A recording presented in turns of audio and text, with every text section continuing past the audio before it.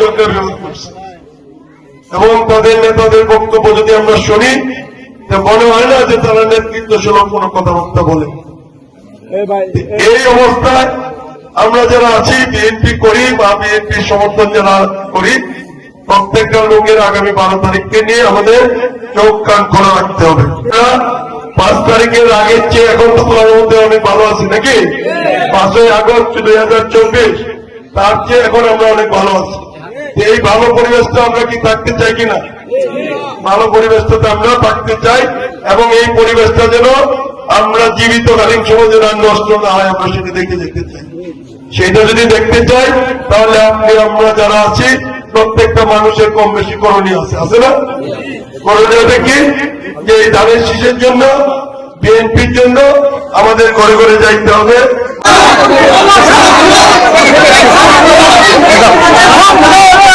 আমরা সমস্যা আছে দোষ আমরা কি তেলের মাথার তেল দিই, তেলের মাথার যদি তেল দেন, তেল মাথার বেড়া সেরাতে করবো কানাডা, অস্ট্রেলিয়া, কত নামের কথা ভাববো। অন যে টিভি দেখতেছেন, কেন যদি ফ্যাক্টরি থাকতো, গার্মেন্টস থাকতো, চাকরি করার জায়গা থাকতো, এটা সময় আছে ওভারটাইম করে 40,000 টাকা কামায় লাইন হয়, এটা ভাবে না কেরে?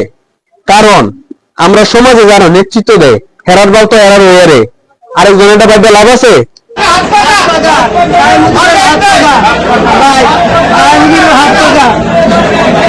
প্রত্যেকের দ্বারে দ্বারে যাওয়ার কারণে আশা করতেছে একটা নীরব ভোট বিপ্লব ঘটবে।